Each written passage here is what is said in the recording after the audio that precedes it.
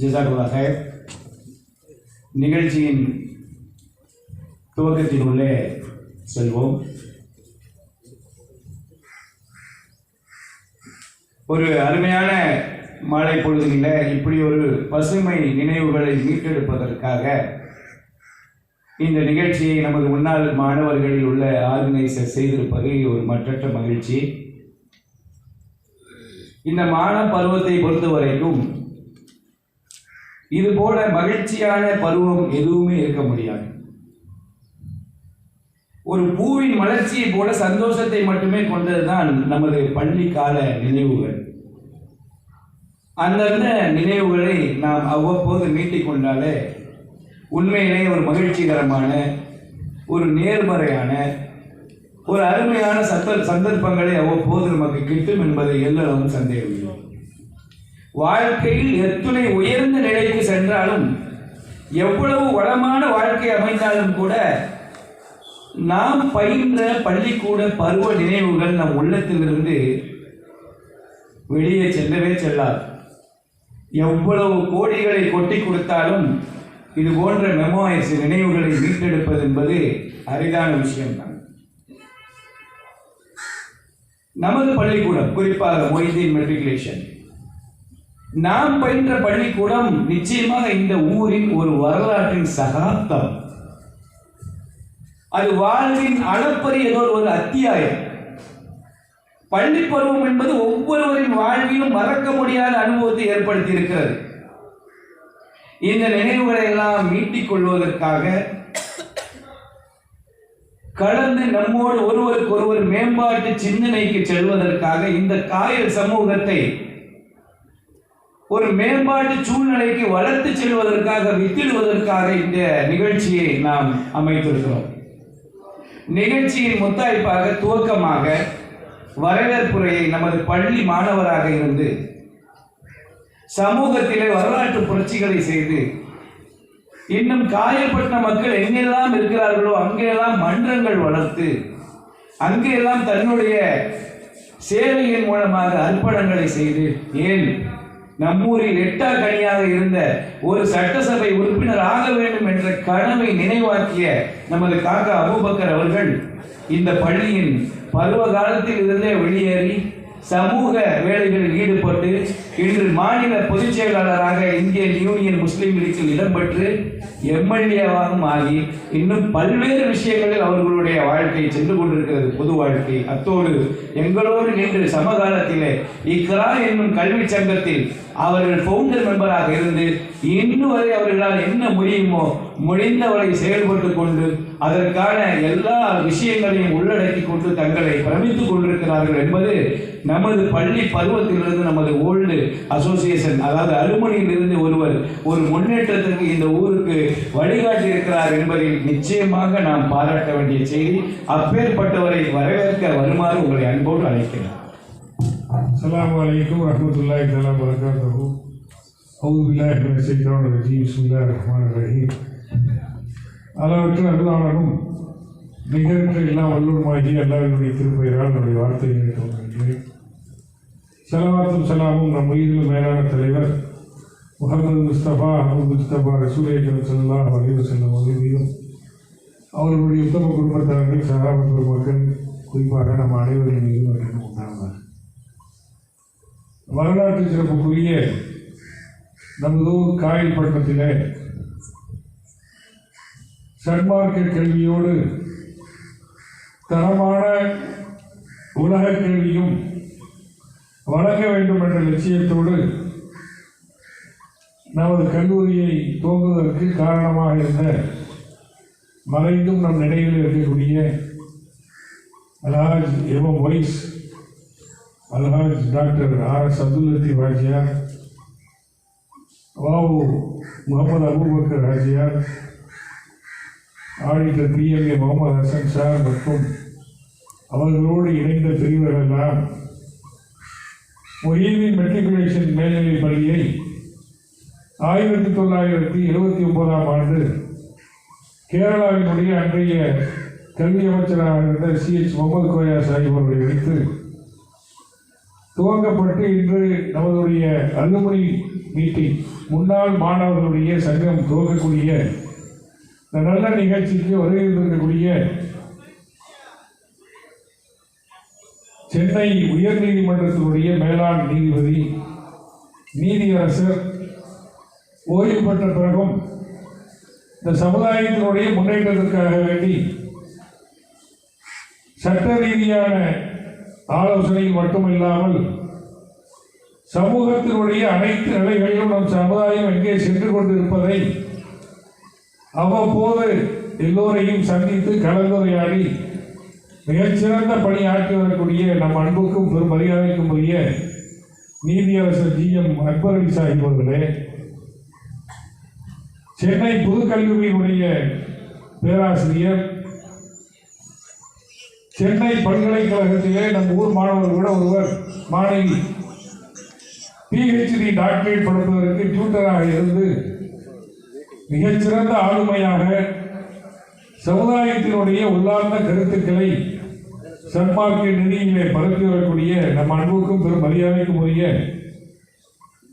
Doctor Ahmed Ibrahim Sahib அவர்களே, நமது பள்ளிக்கூடத்தினுடைய வளர்ச்சிக்காக வேண்டி தன்னை முழுமையாக அர்ப்பணித்திருக்கக்கூடிய அல்ஹாஜ் AK சையத் அப்துல் காதர் அவர்களே, கல்லூரியினுடைய வளர்ச்சியை பற்றி இங்கே உரையாற்ற இருக்கக்கூடிய முதல் பேட்ச் மாணவராக இருக்கக்கூடிய அருமை காக்கா MN முகமது லப்பை அவர்களே, இங்கே இந்த நிகழ்ச்சிக்கு வருகை இருக்கக்கூடிய கண்ணியத்துக்குரிய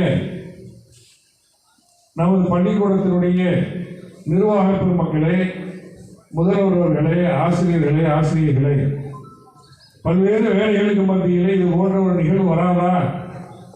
நண்பர்களை எல்லாம் சந்திப்போமே, நமது பள்ளிக்கூடம் முன்னேற வேண்டும் என்ற ஆவலோடு இங்கே வருகை தந்திருக்கக்கூடிய முஹிதீன் மெட்ரிகுலேஷன் மேல்நிலைப் பள்ளியினுடைய முன்னாள் மாணவர் நண்பர்களே மற்றும் இங்கே திரளாக வந்திருக்கக்கூடிய ஊரினுடைய முன்னோடிகள் அனைவர்களையும் நமது பள்ளிக்கூடத்தின் சார்பாக அகமகிழ்வோடு வருக என நிர்வாகத்தின் சார்பிலும் முன்னாள் மாணவர்களின் சார்பிலும் வரவேற்பது என்னுடைய கடமையாகும். அருமையான சகோதரர்களே, காலையிலே இது போன்ற மாணவிகளுடைய நிகழ்ச்சி, அற்புதமான நிகழ்ச்சி நடந்தது. அங்கே கிறிஸ்டன் மெட்ரிகுலேஷன் மேல்நிலைப் பள்ளியினுடைய மதுரை முதல்வராக இருக்கக்கூடிய டாக்டர் மணிமேகலை அவர்களும் பேராசிரியர்கள் எல்லாம் மிகச்சிறந்த முறையிலே கருத்துரைகளை வழங்கினார்கள். உற்சாகமாக அங்கே முன்னாள் மாணவிகள் எல்லாம் கோடி பரிசுகள் எல்லாம் பெற்று அகமகிழ்வோடு கண்டிப்பாக நம்மளுடைய பள்ளிக்கூடத்தை அடுத்த நிலைக்கு எடுத்துச் செல்வதற்கு நாங்கள் எல்லாம் துணை நிற்போம் என்ற உறுதியோடு அவர்கள் எல்லாம் சென்றிருக்கின்றார்கள். இந்த மாலை பொழுதிலே நாம் எல்லாம் இங்கே கூறியிருக்கின்றோம். பள்ளிக்கூடத்தை பற்றி அதிகமாக சொல்வதற்கு ஒன்றும் இல்லை, நமக்கெல்லாம் தெரிந்தது. அந்த பள்ளிக்கூடத்தை ஏன் ஆரம்பித்தார்கள்?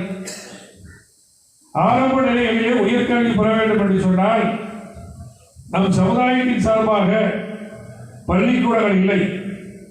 எனவே நல்ல கல்வி பெறுவதற்காக வேண்டி நம் சமுதாய மக்களை கிறிஸ்தவ சமுதாயத்தவர்கள் நடத்தக்கூடிய பள்ளிக்கூடங்களுக்கு அனுப்பக்கூடிய சூழ்நிலை, மட்டுமுள்ள பள்ளிக்கூடங்களுக்கு அனுப்பக்கூடிய சூழ்நிலை, காயல்பட்டத்தில் இருக்கக்கூடிய பிள்ளைகள் மார்க்க பிடிப்போடு இருக்கும், மார்க்கத்தினுடைய ஒழுக்க நெறியோடு வாழக்கூடிய அந்த சூழ்நிலையிலே மற்ற பள்ளிகளுக்கு செல்லும் பொழுது அங்கே சென்று விட்டு விடுமுறைக்கு ஊருக்கு வரும் பொழுது அவருடைய நடவடிக்கைகளிலே மாற்றம்.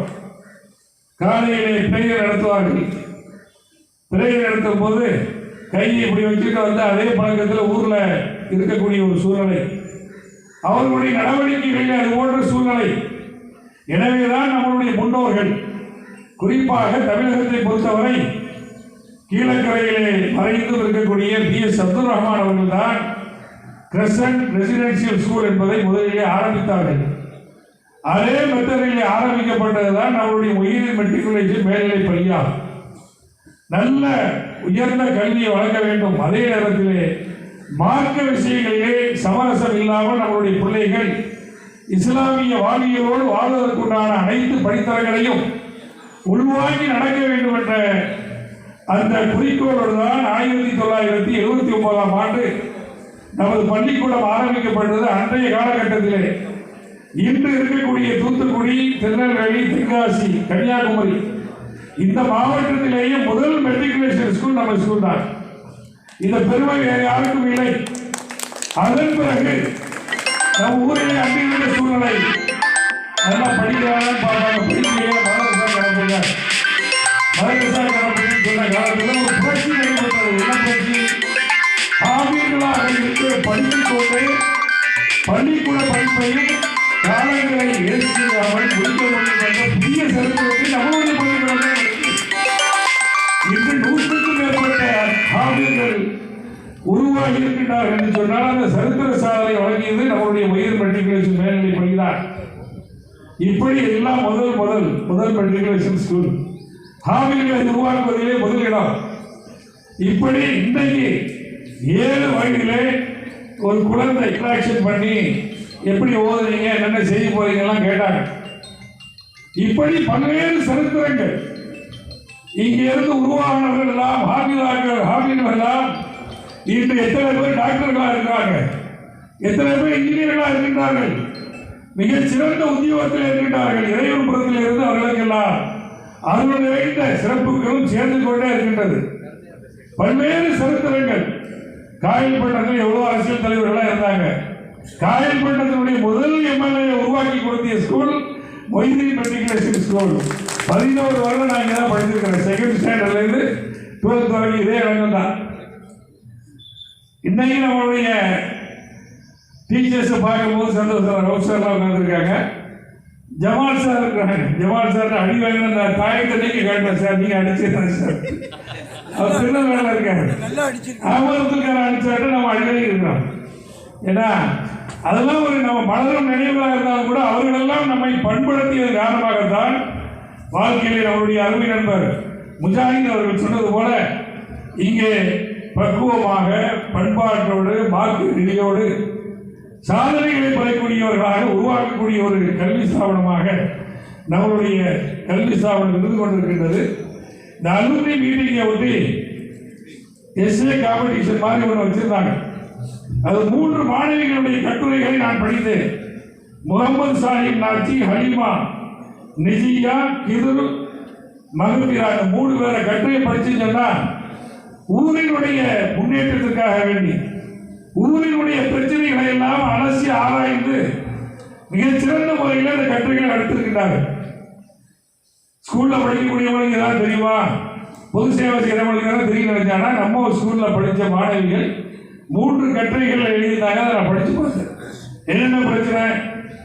ரோடை தோண்டாம ரோடை போடுறாங்க, வீடு கிளம்புறது, மையவாடி கிளம்புறது, பள்ளிவாசி கிளம்புறது. அதுக்கு நீங்க ஒரு முடிவு கட்டுங்க. ரோடை தோண்டிதான் மறு தோண்டு போட வேண்டும் என்ற ஒரு நியதியை கொண்டு வாருங்கள். அவங்க சொல்லக்கூடிய காரணங்கள். அதே மாதிரி டிரைனேஜ் சிஸ்டம், சுகாதாரமான குடிநீர் கிடைக்கக்கூடிய ஒரு சூழ்நிலை இல்லை, வழிகால் இல்லை. இப்படி அடுக்கடுக்கான பிரச்சனைகளை பற்றி அவர்கள் எல்லாம் ஆராய்ச்சி செய்து கட்டுரையாக சமர்ப்பித்திருக்கிறார்கள். இதெல்லாம் நம்ம ஸ்கூல்ல படித்த மாணவிகளை அற்புதமாக எழுதியிருக்கிறாங்கன்னு சொன்னா அவங்கள்ட்ட டேலண்ட் இருக்குது, இல்லைன்னு இல்லை. இன்னைக்கு ஏன் நம்ம இந்த மீட்டிங் வச்சிருக்கிறோம்? 43 வருடங்கள் ஆகிவிட்டு நம்ம எல்லாருக்கும் ஒரு பக்கம் இந்த ஸ்கூல்ல படிச்சுக்கிற பெருமை இருந்தாலும் இன்னொரு பக்கம் நமக்கு எல்லாம் ஒரு கவலை. நம்ம பள்ளிக்கூடம் இன்னும் முன்னேற்றம் அடையவில்லையே, அதிகமான மாணவ மாணவிகளை பெற முடியவில்லை என்ற கவலை நமக்கு இருக்கின்றது. இதற்காக வேண்டி இன்னைக்கு கூட்டம் போட்டிருக்கேன்னு சொன்னா 1 வருஷத்துக்கு முன்னாடியே இதை பற்றி பல்வேறு நிலைகளில் சிந்தித்துக் கொண்டே இருக்கின்றோம். இங்க இருக்கக்கூடியவர்களுக்கெல்லாம் தெரியும். கொரோனா ஆரம்ப காலத்திலேயே இங்க இருக்கக்கூடிய நம்மளுடைய நிர்வாகத்தினர்கள், ஆசிரியர்கள், முன்னாள் மாணவர்கள், நாங்கள் ஒரு 10 பேர் 3 பள்ளிக்கூடங்களுக்கு நான் அவரை அழைத்து சென்றேன். ராமநாதபுரத்தில் இருக்கக்கூடிய சீதம்மாள் பள்ளிக்கூடம், அதே பள்ளிக்கூடத்தில் 3 இன்ஸ்டிடியூஷன் நடத்துறாங்க. ஒவ்வொரு இன்ஸ்டிடியூஷன்லையும் அவங்களுடைய சேர்ந்து 2200 2500 பேர். மேலப்பாளையம் அது பொதுவான ஒரு கல்வி ஸ்தாபனம், சீதம்மாள் இன்ஸ்டிடியூஷன். மேலப்பாளையத்தில் இருக்கக்கூடிய முஸ்லீம் ஹையர் செகண்டரி ஸ்கூல், மாமா கூட வந்திருந்தாங்க. கவர்மெண்ட் எய்டட் ஸ்கூல், அதில் ஸ்ட்ரென்த் 2500 மாணவர்கள். அதே முஸ்லீம் ஹை ஸ்கூல் மேலப்பாளையத்து பக்கத்தில் அதே காம்பவுண்டில் இந்த மாதிரி ஒரு 10 ஏக்கர் நிலம் தான் இருக்கும். ஜூபிலி மெட்ரிகுலேஷன் ஸ்கூல் நடத்துறாங்க, அதே மேனேஜ்மெண்ட். அதுலயும் 2400 பேர் 2500 பேர் படிக்கிறாங்க. அதன் பிறகு இப்பொழுது அல் இஸ்லாம் ஆர்ட்ஸ் அண்ட் சயின்ஸ் காலேஜ் உருவாக்கிட்டாங்க. இந்த அடிக்கல் நாட்டுலாம் போன மாசம் நடந்து நாங்கெல்லாம் இன்னும் ஒரு கிறிஸ்டியன் இன்ஸ்டிடியூஷன் தூத்துக்குடி கொண்டு போனோம். அங்கே எப்படி நிர்வாகம் பண்றாங்க, என்னென்ன அகாடமிக் ஸ்டைல் அவங்க எல்லாம் பண்றாங்கிறத பத்தி ஆய்வு செய்து இதற்கெல்லாம் ஒரு தெளிவான சிந்தனையை உருவாக்கி தான் நாம் அடுத்த கட்டத்துக்கு நம்ம பள்ளிக்கூடத்தை முன்னேற்ற வேண்டும் என்ற அடிப்படையில் ஒரு 4 நாளைக்கு முன்னாடி நானும் லெபகாகவும் பிஎஸ் அப்துல் ரஹ்மான் யூனிவர்சிட்டிக்கு போயிருந்தோம். அங்கே உள்ள வைஸ் சான்சலர், அங்கே ரிஜிஸ்டர், மற்ற எல்லாரையும் பார்த்த. வைஸ் சான்சலர் இருக்கக்கூடியவர் நம்ம ஏர்வாடி சேர்ந்தவர், நல்ல ஏர்வாடி. ஜலால் மேனேஜராக இருக்கக்கூடிய 50 வருஷமா ஜலால் சார் தான் மேனேஜராக இருக்கு. அங்கே போய் பார்த்தா எப்படி இருக்குங்கிற நம்மளால நினைச்சே பார்க்க முடியல. நடந்து போகக்கூடிய தூரம் இல்லை, இந்த கார் சின்ன ரோப் கார் மாதிரி இருந்துச்சு. அதில் தான் நாங்கள் போய் சுற்றி பார்த்தோம். இதற்கெல்லாம் முக்கியமாக நம்மளுக்கு என்ன தெரியும் சொன்னால், எவ்வளோதான் நம்ம கவலைப்பட்டாலும் சிந்திச்சாலும் கூட 2 விஷயங்களிலே நாம் கவனம் செலுத்த வேண்டும். ஒன்று, அகாடமிக் சைடில் ப்ரொஃபஷனலாக உள்ளவங்க இந்த நிர்வாகத்தில். 2வது, மேனேஜ்மெண்ட் சைடில் ஃபுல் டைமாக ஒரு ஆள் இருக்கணும். நல்ல எக்ஸ்பீரியன்ஸான உள்ள ஆளுக்கு இந்த 2 விஷயத்தில் காம்ப்ரமைஸே இல்லாமல் நம்ம நடத்திட்டு போகணும். அப்பொழுதுதான் நம்மளுடைய பள்ளிக்கூடத்தை ஒரு அடுத்த நிலைக்கு கொண்டு செல்ல முடியும். நேர போக்குக்கு நம்முடைய பள்ளிக்கூடத்தை நடத்தினால் எந்த காலத்திலும் நம்ம முன்னேற முடியாது. எல்லா இன்ஃப்ராஸ்ட்ரக்சரும் இருக்கின்றது. 10 ஏக்கர் எவ்வளவா சுகாதாரமான இடம். நம்ம ஊர்ல எந்த ஸ்கூலுக்காக இருக்கா இல்லையே? அவ்வளவு அற்புதமான இடம். படித்தவர்கள் எல்லாம் முன்னேற்ற வேண்டும் என்ற கவலையில் இருந்து கொண்டிருக்கின்றோம். எனவே காலத்தை நாம் சொல்லிக் கொண்டு இல்லாமல் ஒரு முடிவுக்கு வர வேண்டும் என்ற அடிப்படையில் தான் இந்த அலுமினி அசோசியேஷனை துவங்க வேண்டும். இது போன்று எத்தனையோ பள்ளிக்கூடங்களிலே கல்லூரிகளிலே நாம் பார்த்திருக்கின்றோம். அதற்கு பேக் போனாக இருக்கக்கூடியது இந்த அலுமினி அசோசியேஷன் தான்.